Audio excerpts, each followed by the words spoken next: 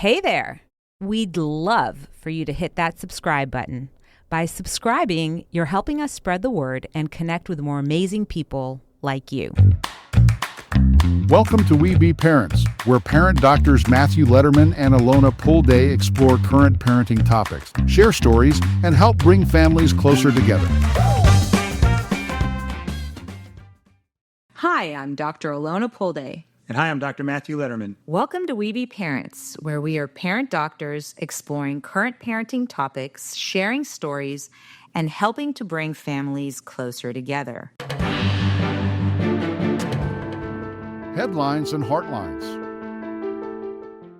We're going to start today with headlines and heartlines, and this is where we play with ideas, answer your burning questions, tackle some current events, and find the balance between taking things seriously and keeping a sense of humor. Matt, I know you have a couple of stories that will highlight our topic of the day. Our topic of the day is shame. So we're going to jump all into shame and see how it's actually a beautiful thing to help us out when we show up with a healthy connection to it. So this story, though, shows how it can fester and cause some trouble. This one is Sarah's story, and we've changed the names. But we call this the weight of words. So Sarah is a 12-year-old girl who struggled with her self-esteem because of how her parents constantly labeled her actions. Anytime she forgot to clean up after herself, her mother would sigh and say, "You're so lazy." When she had trouble with her schoolwork, her father would shake his head and mutter, "What's wrong with you?" Each time these words stung Sarah deeply. Over time, she internalized them, believing that she was inherently lazy and incapable, rather than seeing her struggles as isolated moments of forgetfulness or academic challenge. These labels began to shape Sarah's self-concept, leading her to feel as if she would never measure up, reinforcing a growing sense of shame and inadequacy. So Sarah got hit with shame. Yeah, hearing how she was labeled by her parents stimulated that sense of less than, not enough, falling short, and then the internal dialogue that translates into shame. And there's a lot of things that can cause shame, but we're going to focus today on how what we say as parents, sometimes with good intentions, sometimes just because we're under-resourced and exasperated, can cause shame. So another one was Lily's story, and this is calling this the public scene. So one day at the supermarket, 5-year-old Lily began to cry loudly because she was tired and overwhelmed. Her mother, already embarrassed by the attention from nearby shoppers, snapped, "Stop acting like a baby. Everyone's staring at you." Lily immediately felt the sting of her mother's words. The tears weren't just about being tired anymore. They were from this feeling of being humiliated in front of strangers. From that moment on, Lily learned that her emotions were something to be ashamed of, something that would only cause embarrassment and rejection. This public shaming left her feeling isolated, and as she grew older, she struggled with expressing her emotions, fearing that she would be judged or shamed again. Wow, that example is so rich in so many ways. A parent's struggle with their own shame and embarrassment and trying to really nip that in the bud by stopping a child's behavior. A child expressing themselves, but expressing themselves with a tragic strategy, and then attaching the, if I can't express myself with a tragic strategy, I can't express myself at all. Versus in that moment learning, oh, you're disappointed, you're upset, you're under-resourced, whatever you are. Here's another way we can do that, right? So, and how that carried into Lily's adulthood. So rich and so much for us to talk about again and revisit in a little bit. Right, and here dignity gets stimulated. There's different needs that come up, which we'll talk about, but is acceptance, belonging, and dignity are big ones that can cause shame if those aren't met. And here, when you get yelled at for expressing your emotions, which was not really what the parent was saying, but that's the message that she received. And as we all know, message sent is not always message received. So let's talk about John's story here, expectations that hurt. John is a 14-year-old high school student who had always tried his best to do well in school, but math was just not his strong suit. After failing a particularly difficult test, he was met with his father's disappointed expression. "You didn't study enough, did you?" If you spent less time on your phone, maybe you'd pass. John had studied for hours, but his father's words made him feel as though his efforts didn't matter. Instead of feeling supported, he felt ashamed, like a failure, not just in school, but in his father's eyes. Oof, that's painful. So over time, John began to avoid asking for help, convinced that he would never be good enough to meet his father's expectations. Ouch. Oof. Yeah. What a tough situation to be in, because for John, it's also not only feeling not enough for his dad, but I imagine not being seen for his efforts or good intention, and being to some degree defined by your achievement versus your effort. And our topic and tool today is where we dive into a key parenting issue, examining its significance and the challenge it presents. Our aim will be to equip you with a practical tool or a few to effectively address this in your everyday life. So let's get started. So the topic, Matt, you mentioned today is how what we say, think, and do really impacts our relationship with our children in these particular situations, and often stimulate shame. And when that shame is stimulated in an environment that doesn't invite or support connection and scary honesty and open communication, how that can lead to internalizing shame, and that can lead to stagnation of emotions, to repressing and suppressing, to feeling less than, unworthy, not good enough. Yeah, maybe we jump into what shame is and help people understand where it comes from. And I think people had experienced that. I don't know anybody that hasn't experienced shame, but some people are so good at avoiding feeling shame because it's uncomfortable, they might think that they don't experience shame, right? They'll come around. They're the people that might say, I don't care what anybody thinks about me. But it's almost an overcompensation. And they'll do things to show that, oh, see, I don't care. And they'll put themselves out there, but it's actually a tactic to avoid feeling shame. Shame is our friend, and we'd like to get there, but how it comes up and how it's dealt with has made it feel like an enemy and something we need to avoid. So Maybe you can talk a little bit more about what that means, shame is our friend. So the way I like to think about shame is that it's designed to let us know that we're out of alignment or out of integrity with our values. We've done something that is not aligned with our values, or we have certain needs that are coming up, like I said, acceptance, belonging, and dignity. And because we're a social species, it's only until recently was it not life-threatening to be thrown out of a group, right? If you were thrown out of the tribe, you pretty much were going to die out there in the wild, right? There was no supermarket to go get your own food. There was no Home Depot to go and build your own house. Although I think even today, if I had to build my own house or make my own food, I might die. So, just kidding. So, but the idea is that shame was something that let us know, hey, there's something that is out of alignment here. Is it out of alignment with your own values, or is it out of alignment with your truth per se? How you're seeing yourself versus how someone else is seeing you? Because in the case of John, for example, was he not in integrity with his values? In his eyes, he did study and he didn't do well on the test. His father perceived it as you didn't work hard enough, which is why that happened. Right, but then the shame is letting him know that his connection with his father is at risk. Yes. So not only does we go inside, but how we communicate that, we can start beating ourselves up, but we can also tend to the relationship. So that to me is it's trying to help us stay in a community. Mm-hmm. And shame, if we look at it as that, we can say, oh, there's something that happened and you're worried about my acceptance. If shame is like a messenger, oh, you're worried about acceptance or belonging or dignity, you're worried about one of those, for example, then it's our friend. Mm-hmm. It's letting us notice this is okay. It wants you to be connected. It wants you to be in community. It wants you to be accepted. It wants you to have self-worth and dignity feeling about yourself. That's a good thing.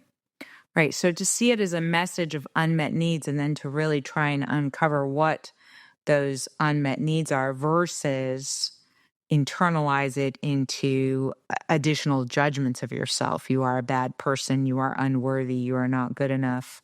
Right. And so forth. And it comes, and the problem is that we haven't a lot of experience dealing with it, working with it. It can come out in funny ways because of that. It can be suppressed, like I said before. We can shut down completely and hide, right? Some kids will do that. They'll cover their face. I know I've seen our kids do that, where they just don't even want to look. It's too painful. That's how shame also can come out as anger. Right? So if you do something where you feel ashamed, you can actually get angry at the other person about something that doesn't even make sense, right? You can say, oh my God, I tripped over your sock. Why would you leave your sock there? And you yell at the other person when in fact you're just feeling embarrassed that you tripped and fell down. And how many people have experienced this where you fall and the first thing you do is you look to see who saw you instead of looking to see if you're okay, right? That's how important it is to be accepted and that dignity and belonging piece. So all of that is trying to keep you connected with the people around you. And if we can watch it, it's not to make shame go away. Even when we get angry, if someone's getting angry at you, if your kid gets angry because they're feeling humiliated, oh, okay, right? So when a kid gets angry that you kiss them before they go into school and they didn't want to be, and they're like, Dad, leave me alone, right? They're actually feeling embarrassed and maybe even humiliated, and they're worried. Okay, I don't take that personally. And then I could feel shame if I'm like, oh my God, I can't believe I did that to my kid. But I can put my needs on the side here while I tend to my kids, and then we can move forward with mine a second later. But then I can respond with empathy instead of defensiveness. Why are I just wanted to kiss you. Why would you take it personally like that? Why are you being so mean and rude? I'm your father. I'm your mother. Right? So it can come out in all sorts of ways that we can be more supportive of when we understand how it works. I think that's the thing too, is that sometimes, even if it's a subconscious or unconscious effort on the parent side, is we weaponize or use shame as a tragic strategy to control an outcome. Right? So if we can shame and embarrass our kids and stimulate enough pain that they will never repeat what just happened, right? Maybe we'll have some semblance of order or control for the outcome. And I think that's where parents get stuck. And I know I do too. So it's not just you parents out there, I'm with you. And there are times where I am so attached to the outcome for my children that I lose sight of the connection. And I want so badly to control the outcome. And the only way I can think of to do that is to try and control the kids. And it never goes well. Because even if you control them and you get them to do what you want, they didn't learn what you're hoping they'll learn. No, in fact, often they learn just the opposite, which is, Mom, you are so annoying. Behind your back, I'm going to do whatever I want to do and just not tell you. Right. And I'm only doing this because I want you to get off my back. Right. Not because Or because I'm afraid of being punished, or I'm afraid of whatever that is. But yes, exactly. Yeah. People do their best to try and avoid shame. And they look for people to blame. That's a common one. So I was like to say that blame is on the train to shame, right? So when I'm looking to see either your fault or is it my fault, because someone has to feel ashamed of themselves. Because that's how we were taught, like you were saying. You should feel ashamed of yourself for what you did. We got to make you feel bad enough so that this matters enough so that you don't do it again in the future.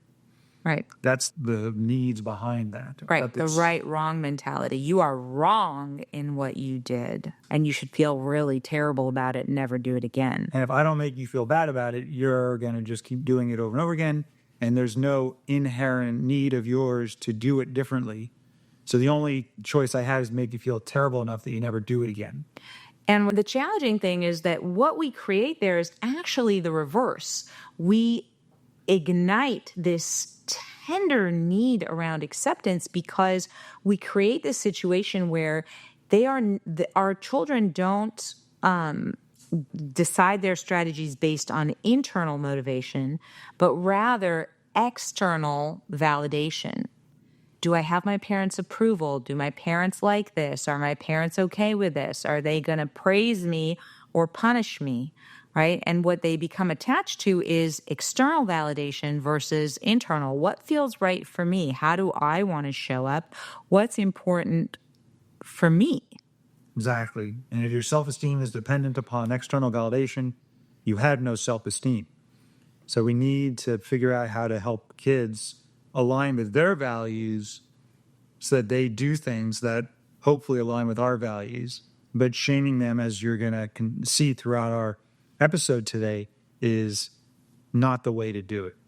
Right. And I think it's important that we point out to parents here is it's not about allowing your kids to do whatever they want to do. And it's not about having an emotional meltdown in the middle of the supermarket and that being the strategy that your child just learns to employ. It is addressing situations, but it's addressing them with care and compassion, collaboration, and connection, so that you guys together come up with strategies that are more effective for the family dynamic, not just for the kids and not just for the parents. Exactly, because it's okay to say, hey, in the supermarket, I'm feeling embarrassed with everybody looking at us as you're screaming.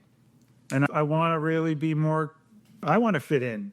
And part of fitting in the supermarket is nobody's laying on the floor screaming. Right. So is there another way to express your feelings? And the next time we go to the supermarket, hey, how are you feeling right now? Are you upset? Right? Lily, are you feeling like you can make it through? And if not, what are we going to do that doesn't include dropping on the floor? Right. Or maybe we get a babysitter, or maybe we do it another time, right? But the idea is to say, yeah, my needs matter too. It's not just, it's okay to fall on the floor and have a tantrum anytime you want. Right. And then there's just two other things one is about holding it alone, venerated, and the pain from keeping it in the shadows. So shame survives, the toxic shame, if you will, survives when it's kept hidden. One of the best ways is to bring it out into the light. And kids often think they have to hold that one alone. And when you hold it alone and don't share it or have it supported because you don't think it can be empathized with, you don't think the people around you can handle it, or you're not aware of it, or you don't know how to communicate about it, or it's too painful to talk about, then you wind up holding it alone, and that's where it can fester. So what we want to also do is figure out, how do we get this out? How do we create an environment where, because shame is going to happen. And as much as I don't want to shame my kids, I regularly shame them. I just do. And I hear you. I'm with you in that camp. Yeah. So I want to make it not where I'm not creating shame, but how they are so empowered to identify it and bring it up and let us repair it and redo it. That's the healing. That's the skill I want them to build. Because when I grew up, I didn't know what it was. I just felt terrible about things and hid things and didn't talk about things and dealt with them on my own. But I use the word dealt very lightly. I just suppressed it. Right. And then we talked about that earlier before we started recording, you and I, around how the suppression, and then it becomes this terrible thing that we want to help our kids avoid having the same experience we did. Right? We were talking about alienation. And I don't know if you want to bring that up now, but because it was such a painful experience for me, I overcompensate to try and prevent Kylie or Jordan from having that same experience. For example, when I was in school and didn't know how to make friends very well, and I was bragging and flexing my muscles in 5th grade, and all the kids started hating me, and I was like alienated from this group. It was miserable. So now anytime Kylie or Jordan have alienation concerns in school, I really get charged by that, where I want to try and prevent it versus letting it unfold and for her to find her way. You relive the experience. It's so painful. You want to prevent that. And I talked about that in being attached to the outcome where we don't want our kids to experience the pain. We don't want them to experience the suffering. We don't want them to end up with C's or D's or F's or whatever that is on their report cards. We want them to be functional members of society. And so our tragic strategies include shaming them, include giving them the dialogue of there is a right way to show up and there is a wrong way to show up. But in that space of there is a wrong way to show up, that shame is stimulated and is no opportunity to revisit it. Because when you are wrong, there is no world in which you're going to be comfortable bringing that back up to a parent because you are wrong. What is more to say other than you're wrong? There's nothing you can say or do, right? You're just wrong. And the only way for me to express how wrong you are is to shame you into knowing how wrong you are. So there is no redo. There is no opportunity to retell that story, right? And I think one of my favorite tools in our family actually for that is the gift. And I know we've talked about it in previous episodes, but just to remind listeners and those of you that are new, the gift is a tool where our kids have learned that when they come up to us and say, hey, I have a gift for you, they can tell us something they can share something that didn't land well for them, something that stimulated pain or shame or activated or charged or triggered, whatever word you choose to use, them, and it didn't feel good. And our job, especially as and we'll talk a little bit more about it when we talk about practicing it in your home, but our job in helping them be comfortable giving a gift is when it is received, we are so excited to receive it. It really is like getting a gift, right? And what it allows is this incredibly safe space for kids to share when something didn't feel good for them in their interaction with you. And oh God, so many, but like a few things come to mind very clearly is I remember Jordan having an accident with her iPad where she shattered the iPad. It was dead. And a couple hours later, I saw her holding Kylie's iPad. And just my first thing that came out of my mouth was, ooh, you want to be really careful with that. Can you put it on the table and make sure there's enough space? As I'm thinking like, oh, that one's going to fall too. And I was so grateful to this 10-year-old kid who a couple minutes later turned to me and said, Mom, I have a gift for you. When you said that to me, I felt really sad. I felt, is Mom ever going to trust me again? Or is she just now going to see me as the kid who just keeps dropping and breaking things? And I thought, what a wonderful empowerment to Jordan to be able to express what that stimulated in her. Yeah, super powerful to identify it and then be able to bring it up and for you to be able to create a space where it's received like it's a gift without defensiveness or anything other than pleasure that she brought that up, that she cared enough about the relationship to bring it up. Right. And it gave me the opportunity to think, I don't want this kid to be walking around having that internal dialogue of now, everything that I hold, they're going to think I'm going to break. I'm not responsible. I'm this devil who's just wreaking havoc throughout the house. And so, yeah, it's so eye-opening and humbling, though, when you get the gift and it really gives you a moment of accountability for the think, say, and do and what our impact is with our children. No. And as you're talking, I'm also noticing how much I've conditioned myself to bypass shame. And you have to create an environment where you're trying to help me notice it. I'm trying to help you notice it. When I do notice it and I bring it up, you're very sensitive because it's going to be a younger part of us that is bringing that up. So something even as simple as, yeah, I will look in the fridge and ask you, where is something? And it'll be right, practically falling on me. And you'll say, hey, Matt, if that was a snake, it would have bit you, or something like that. And I immediately feel a little embarrassed and shame. Like, I'll have an inner voice that's, what the heck's wrong with you, Matt? It was right there. Why can't you see things? And you're joking, right? You're just like laughing at it.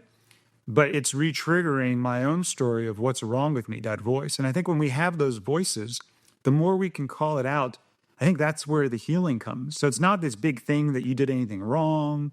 It's just, hey, there was a little bit of trauma story there. Can you help me with it? Right. And like Jordan did, right? right. Because you as a child could have heard, hey, if it was a snake, it would have bitten you, you dummy. Right? Or that's the addition to that message versus, if it was, without that judgment behind it. And so it is very important to note that hit that you took as a child carries with you into adulthood, and how we receive information, how we see ourselves, how we judge ourselves. Lily was a great example that you gave earlier about somebody who then learned to repress and suppress her emotions. Yeah, and actually John did with his father, right? Right. I'm not going to try and put myself out there. So it's this almost scary thing when you think about your kids, how they will respond to your words, and to make you think twice about the words you're using. Because what they do to cope can stay with them for the rest of their lives. And you didn't even realize that. As a parent, it's not a big deal, or at least you think it's not a big deal, but the child might be internalizing something very different. Right, because with the labeling, they define themselves, not the action that was taken or the behavior that happened, right? And even if a parent says, I'm angry at the behavior, I'm not angry at you, the kid still hears, because it doesn't matter what the parents say. It matters the parent's reaction to them. And what the parents are thinking. Huh. A lot of times when parents say it's not the behavior, what they're thinking is, it's just the behavior. What they're thinking is, no, it's you're a baby, you're lazy, you're not studying hard enough. Right. So the tools I like are tools that can allow you to start thinking differently around how you communicate with your child. And the first one is creating the space so that you can choose your words instead of reactively vomit your upset on the children. So I'm going to say my favorite quote again, which is the Viktor Frankl quote: between stimulus and response, there is a space. In that space is our power to choose our response. And in our response lies our growth and our freedom. And we want to do everything we can to create more space so that we can respond instead of react. And one of my favorite exercises that Marshall Rosenberg would do in nonviolent communication is to not only value that space and resourcing yourself to be able to create. So if your resourcing is making sure before you're going to have a big conversation, that you're not hungry and tired and thirsty and exhausted, making sure you're really there to be able to show up with your connection skills. But assuming that's the case, we still treat children differently than adults. And one of the ways it's helpful to see this is I want people to imagine that someone borrowed something from you and hasn't returned it as promised. And now if I take this group of people and I put them in two different groups, and I say, I want you both to write a dialogue about someone who borrowed something but didn't return it as promised. Put them in their separate groups. They come back with a dialogue between the two people, and we check their dialogues out. And one dialogue is always significantly more compassionate and warm and caring and connected than the other dialogue. And you know what the difference is between the two groups? What it'll say is, for one group, I want you to imagine you're talking to your neighbor. And the other group, he'll say, I want you to imagine you're talking to your kid. And invariably, the one where you're talking to your neighbor is significantly more compassionate. So that really shows to me, and it's a very powerful exercise to show how we treat children differently than other adults. And that's something we got to look at. And the way that I found that I liked from my nonviolent communication training was before you're going to talk to your child about something that you don't like, imagine it was somebody that you really respect. So if you really respect Gandhi or you really respect Martin Luther King Jr., and you say, okay, that person did what my child did, but I'm going to go up and talk to Martin Luther King Jr. about not putting his pajamas from the floor into the laundry hamper. How am I going to go do that? You're going to have a completely different energy, different dialogue, different words. Super powerful. But you got to make space and intention to do that. Of that, even just imagining the visual of there's this notion that we as parents are required, or it's our obligation, our duty to mold our children. And I think that the opportunity there is to shift and reframe that from mold to model for them, right? And if we are speaking to them with a lack of compassion, a lack of respect, a lack of care for their dignity, right? What they're learning is not only not to respect us, but not to respect themselves and not to respect others. So the invitation is, yes, we have responsibility for our children, right? But our responsibility is to model how we want them to show up. And part of that is in what we say to them. Right, what we say to them, how we say it. And you know that book, Respectful Parents Equals Respectful Kids? You really like that. And it's not just about that if you respect your kids, they're going to respect you back. But if you are respectful to your kids, that's how they're going to respect the people in their world. That's how they're going to act, which is ultimately what you want. Right. So it's actually counterproductive to sacrifice their dignity to teach them how to act to other people, because what they're really learning is you sacrifice dignity to get your way or to teach what you want. Right. Instead of saying, no, we want to preserve dignity and share needs that weren't met and trust that we all care about each other. And the ironic thing, or the not ironic thing, but the thing is that when your children are mindful of compassion and respect and care for dignity, they're going to show up in ways that will ultimately result in you feeling proud of their choices. They're going to pick the strategies that you wish for them, right? Because they're coming from a different intention. From if they're caring about you and themselves when they're making decisions, many of their decisions would be different. Right.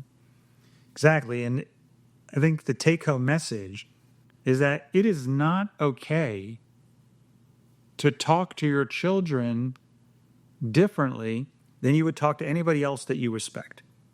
That doesn't mean it's not going to happen. But when it happens, we have an opportunity to repair it and clean that up and restore the connection. Versus parents that say, oh, this is just my children, or I need to teach them good that they feel bad, so maybe they'll do it differently in the future. So I want people to hear that we are not okay with this idea that you can talk to children like they're less than you. But it is going to happen, and how we handle that is the key. Right. So a number of things there. One is our desire and intention is to speak to our kids with compassion, care, and respect.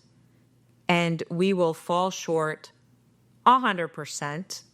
And when we do, it's to know that there are opportunities for repair and redoing and giving them space to even share how the impact was on you. And as you were talking, the thing that came to mind is I'm thinking some parents might be thinking, I don't have to discipline other adults, but I have to discipline my children, right? And I think that's a valid kind of thought, like we're modeling for our children. Right, because discipline right, how is teaching. Discipline means, we want teaching. We want to teach our children. We want to model for our children how to show up. And that notion of discipline, I need to get my kids to obey, that's the opportunity. If you're thinking about another adult, you're still going to share things you like or you don't like, ways that you want to be treated or don't enjoy being treated, things that landed well for you or work for you and things that don't work for you. And that's the approach that we can take with our children as well, that allows for collaborative connection and communication versus blame and shame. Exactly. And I believe, and I know you do, that there's a link between how we talk to our children, how we show up with our children, and depression and suicide and anxiety, a lot of the self-harming behaviors. A lot of times they feel trapped and helpless, right? That all can start to be supported differently. Absolutely. The negative talk that we share with our children is the negative talk that they internalize. How we speak to them is how they end up speaking to themselves. Oh, you're so lazy. You're so stupid. How did you not think about that? What were you thinking? What's wrong with you? All of that dialogue is in their own head, leading to anxiety, leading to, especially when they have to hold it alone, they have no one else to talk to. So that loop of you're not enough, you're stupid, you're lazy, you're whatever judgments are coming to mind are continuing to make you smaller and smaller. And then you do isolate yourself. And that isolation is depression.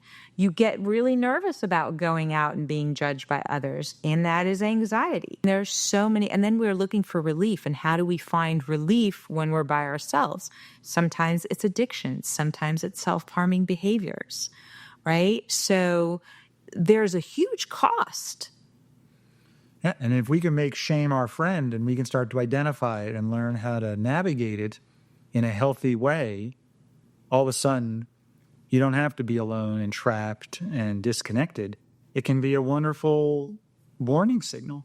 Right, and an opportunity to connect differently. Right, just like feeling hunger means you need food, you can start feeling shame means, hey, there's something in my connection with other people that is not flowing the way I'd like. I need to tend to the connection. This episode of Webe Pärents is brought to you by Webe Calm, the child calmer designed by doctors and loved by parents. Struggling with bedtime routines or managing your child's anxiety? Webe Calm transforms deep breathing into a fun and engaging activity, helping kids find their inner calm. Perfect for bedtime stressful moments or any time your child needs a little extra help to stay calm. Visit webecalm.com to learn more and bring tranquility to your family. We be calm because we be in this together. Cheers and tears. Yeah, so cheers and tears, we often start with tears, you're right. We take a moment to celebrate our successes and acknowledge our struggles. We'll share something that went really well and something that didn't go quite as planned. And it's all about learning and growing together. And as we talk about shame, I brought the example up with Jordan and the iPad. I remember another example of Jordan having her best friend over, and I was really working hard to give them this really fun time together. And it didn't quite work out as Jordan had envisioned it. And so she was grumbling and grumpy about it. And I got so peeved that in front of her friend raised my voice and said, Jordan, what is going on? And she shut down, like immediately shut down. And then later, of course, I got a gift. And But you felt it right there. oh, the minute it came out of my mouth, I was like, oh no, I really hope I get a gift here. And her friend went home, and then Jordan came to me and said, oh, Mom, I have a gift. And I said, oh, boy, wonderful. I think I know this gift. And she said to me, hey, when you said that, I felt really embarrassed and ashamed. And I'm wondering if in the future, if you have something that you want to tell me, if you can pull me aside and tell me quietly. And that really brought tears to my own eyes. Not only was she sharing how that impacted her and what it stimulated, but she had enough care to also own maybe I wasn't showing up in the way that I would have liked to or that you would have liked me to. And so it's not don't tell me anything. It's can we do it in a way that maintains my dignity and privacy, right? What a gift. What a gift. I love that. And that's the beauty of learning how to identify it and bring it out. It's a beautiful thing. Right. And that's where shame is also, just like you said, rather than look at shame as this tragic, heavy thing that we feel, oh, that didn't land well. Thank you for giving me the opportunity to redo that, right? Because in that situation with Jordan, I could have easily gone into shame myself. And that's the challenge, because when someone has shame stimulated by someone else, then that other person can go into shame too. Right. And that's okay as well, as long as it doesn't hijack the repair and the connection. And you can even tend to your shame afterwards. So both shames don't have to be dealt with in the same moment. But you can say, oh, to yourself even, if Jordan isn't there, right? You can say, oh, I'm feeling a little shame too now after I dealt with Jordan, because I'm in my need for self-acceptance around how I show up as a parent. Right. Is coming up now. That is actually really in the whole notion of redoing it. To share vulnerably and authentically, boy, whew, I have so much regret around how I showed up, and it's stimulating some shame for me too, right? So to also show children you feel shame as well, and that you're able to express that and communicate that with them also. Right. And in the gift, which we don't have to get into the specific details, but it's very important to be clear whose needs are on the table. When you're tending to your child's shame, you stay with them, right, and you can share your reaction and your regret. And then after that, and making sure they're complete, then you can say, hey, would you like to also hear what's coming up in me now? Or is there more you want to share before I... So you want to make sure that they're right, fully... You want to receive the gift without making it about you. Exactly.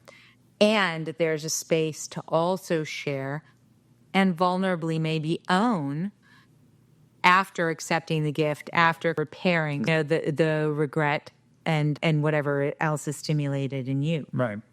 And I have my own tier, which is with Kylie and challenges with her friends. And sometimes she'll have some challenges with the relationships. And because of my own tenderness around acceptance and challenges with socially, especially growing up, it feels more urgent and dire. It feels bigger. And for Kylie, it's almost like a blip sometimes. And then we're not friends today, and then tomorrow is like nothing ever happened. And I don't necessarily get that all the time. But for me, sometimes I react. And because of the shame I felt when I was alienated with the friends, I assume she's feeling that, and then I want to fix it. But I know that Kylie sometimes isn't as self-aware about the impact of her actions. So I go into saying things like, so is there anything you did that might have caused this upset between you and your friends? And then Kylie will immediately hear she did something wrong, or she's the cause of this. And even if she doesn't bring it up, it's a hit. So I will sometimes not even notice them doing that. It's helpful if Alona brings that up. She might hear it and bring it up with a lot of sensitivity to me. But it's a tier in the sense that I can help her meet her need for self-awareness, which we all have, but to do that in a way that's ideally not going to stimulate criticism and blame, or makes it easier to hear without that. Right, because Kylie's response is also shut down, right? Which you can see in those situations, kids really have two options. They're either going to hear that and shut down, because who's going to say, oh, yeah, what I did, after they're complaining about their friends, say, actually, what I did was this, right? When they're hearing, what did you do that made this happen? Or she could get really mad at you and say, what are you even saying? Of course that I didn't do anything. It's all them, right? So there are two ways that she could go about it. She goes about it with the shutdown. Right, and you showed you can try to shut down. It's almost like who has the power, right? Either I shut down and get small, or I rebel and get big. Both of those are trying to avoid the pain of shame. And you can also go into whose fault is it, right? So it's not my fault, it's their fault. Or it is my fault, I'm such a jerk, and then you go small. But I'm not going to admit that out loud. Exactly. Right. So Kylie, knowing how your children react can help you look for it. Because that's going to be really important in the part where we try to bring home these skills, where you got to know and be aware, because it's very hard to, one, to even identify, and then two, to bring it up if you do identify it. Bringing it home. In Bring It Home, we focus on integrating today's concepts into your family life. We'll provide tips on how to invite your family to collaborate and explain these ideas in ways that everyone can understand. And Matt, you shared how you did it with no skills with Kylie, right? Which is Kylie expressing some issues with her friends, and the response was, "What'd you do?" Right? So now can you go back, because you also made reference to doing it another way. Can you go back and do that with skills?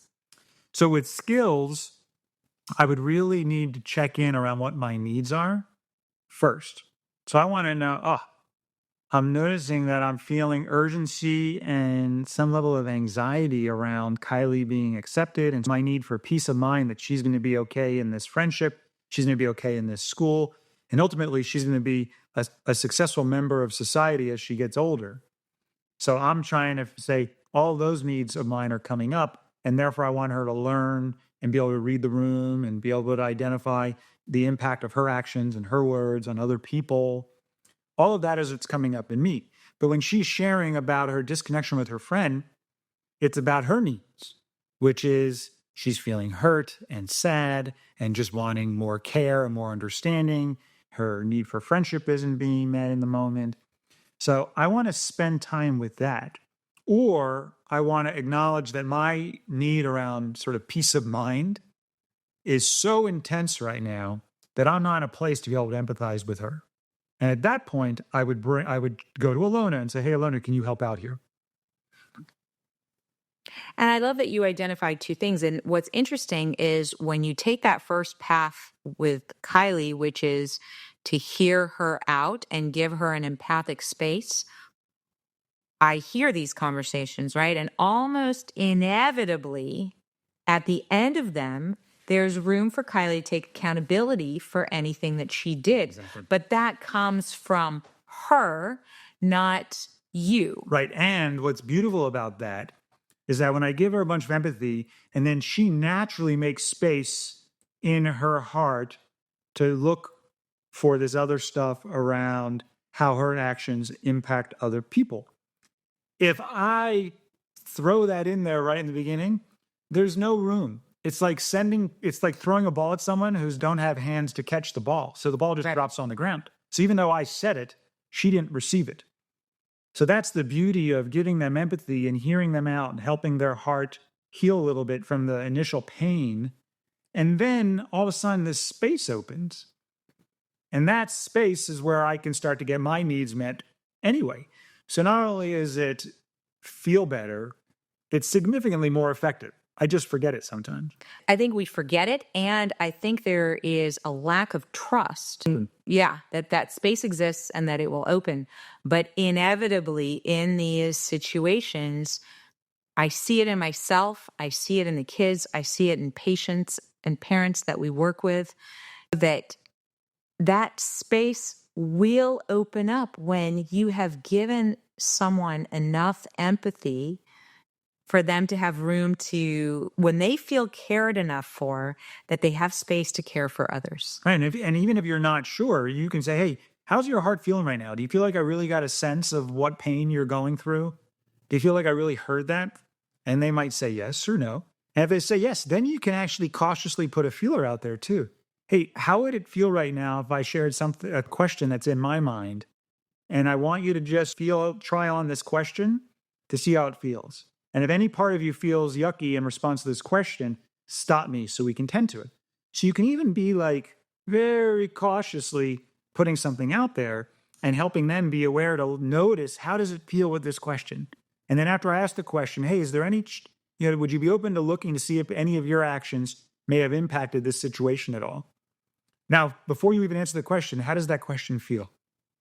And they get a chance to look and just say, oh, that question feels good. Or is that question feeling, hitting any shame in you at all? Do you feel bad? Do you have any voices going on? Oh, this is all my fault?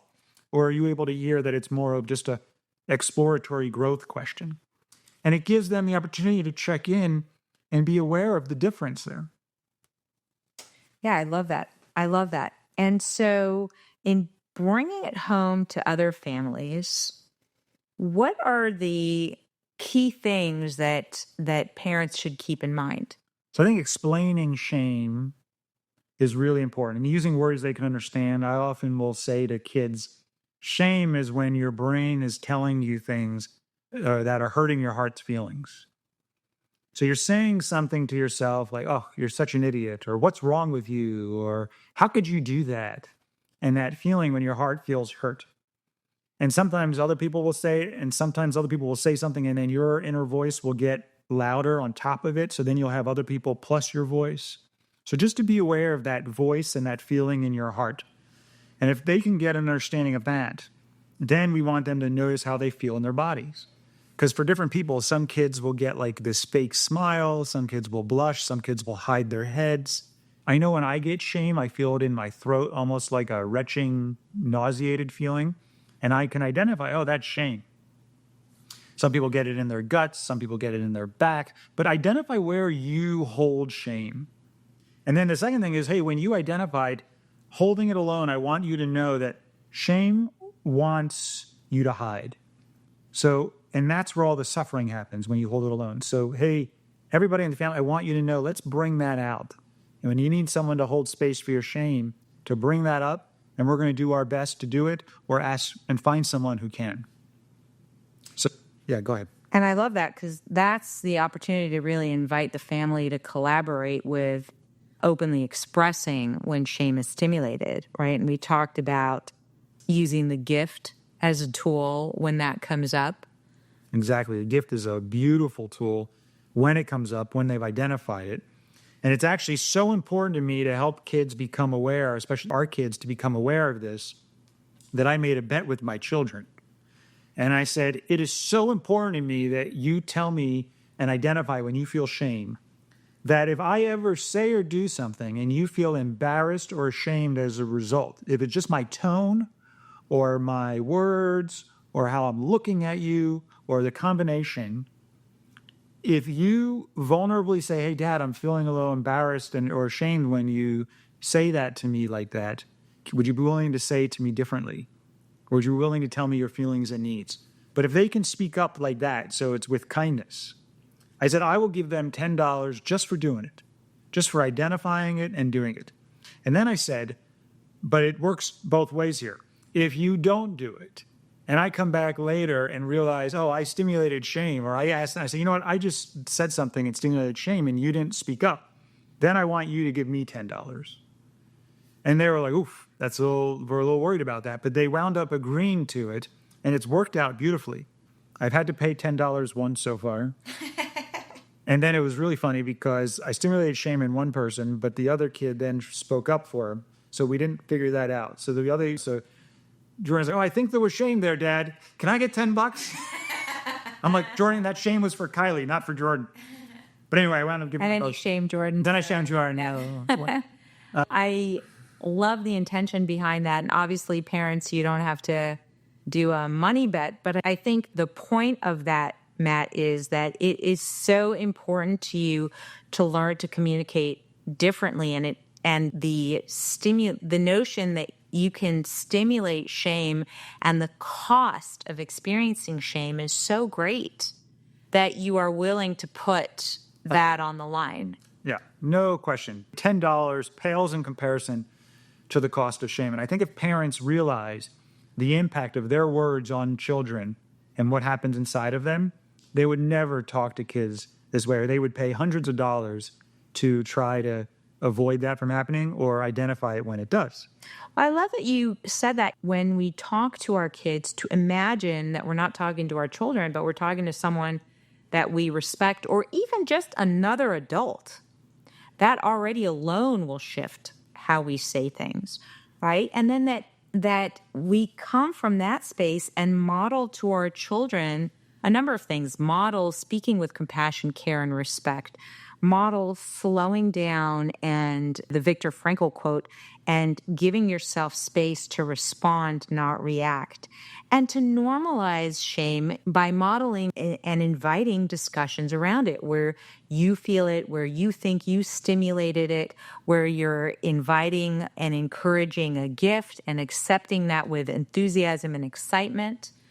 And that's really important to model it. So people who are in a relationship can model it in front of their children. So it's not just how you act with your children, it's how you act in front of your children. So if I stimulate shame in you, you say, oh, there's a little bit of shame. Can we tend to that? Or vice versa. Or you ask, you can say, hey, Matt, I'm wondering if you felt a little shame there. You've done that to me a fair bit because I don't identify it or speak up. And then I'll look back and be like, oh, yeah, actually, it was some shame there. And you'll say, hey, let's tend to that. And if the kids see that, not only does it become normal to talk about, but they also learn the language and how to do it. Yes. And it doesn't become so scary and so powerful, shame, that negative internal dialogue that then could happen if you're holding shame alone. Exactly. And so I love that. We talk about that a lot as far as practicing, is mining for it, is looking for opportunities where you may have stimulated shame, even in silly or small situations, like you mentioned, the fridge, right? Which in the big scheme of things is, oh, if that were a snake. But for you, that stimulated shame, even to call that out. Not to change. I might still say that to you, but now we both have a reference around, oh, that's a tender joke that we have versus it's meant to stimulate shame. And the way in our family, when there's a joke like that, we might actually preface the joke and be like, oh, I got another joke to make, but it's about the fridge. Are you ready? Zinger. Right. Yes. Right, or I have and they'll say, if that was a snake, it would have bit you, and then they check. So it's almost like you're rebuilding the ability, your resilience to hear stuff like that you've been shutting down and ignoring because of shame. So I think mining for it. I love at bedtime asking, hey, did I stimulate any shame today? And then let me check both ways. Did you stimulate any shame for me? Right. So with the kids, to just be looking for shame, talking about it, and really practicing it.